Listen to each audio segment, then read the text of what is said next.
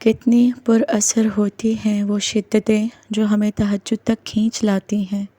تیرے کن پر یقین ہے، اس لیے میری دعاؤں کا سلسلہ قائم ہے ابھی تک۔ اور جانتے ہو سکون کیا ہے؟ اپنے رب سے اکیلے بیٹھ کر گفتگو کرنا۔ اور پتہ ہے محبت کیا ہے؟ نماز سے کسی کو تہجد پر لے آنا۔ ایک درد بھری رات اللہ کے روبرو بیٹھ کر گزار دی جائے تو زندگی کی باقی راتیں جاگ کر گزارنی پڑتی ہیں۔ جب تمہیں کوئی امید نظر نہیں آتی تو وہ تمہیں تہجد کی لگن لگا دیتا ہے اور ایک نئی امید جگا دیتا ہے۔ تمہیں کیا لگتا ہے جب رات سونے کے لیے بنائی گئی ہے اور ہر شخص سکون کی نیند سو رہا ہے تو کیا وہ تمہیں بلا وجہ جگائے ہوئے ہے کیا؟ نہیں، یہ تڑپ اللہ نے پیدا کی ہے۔ ہر چیز نصیب کا حصہ ہے، پھر چاہے غم ہو یا خوشی۔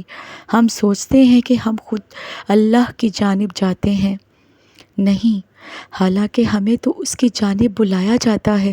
تہجد سے تقدیر بدل جاتی ہے۔ تم راتوں کو اٹھ کر اللہ سے مانگو تو صحیح، جو کہانی تہجد تک پہنچ جاتی ہے پھر وہ کبھی ادھوری نہیں رہتی۔ چاہت سے نصیب تک کا جو فاصلہ ہے وہ بس دعا کا ہے۔ جب تمہارے ذہن میں تہجد پڑھنے کا خیال بار بار آ رہا ہو تو سمجھ جاؤ کہ تمہاری دعاؤں کو قبولیت کا پروانہ مل چکا ہے۔ تمہاری دعائیں قبولیت کا درجہ پا چکی ہیں۔ تم بس دعا مانگو، باقی اس پر چھوڑ دو۔ کیا پتہ اسے تمہارا مانگنا اتنا پسند ہو کہ وہ تمہیں اور سننا چاہتا ہو۔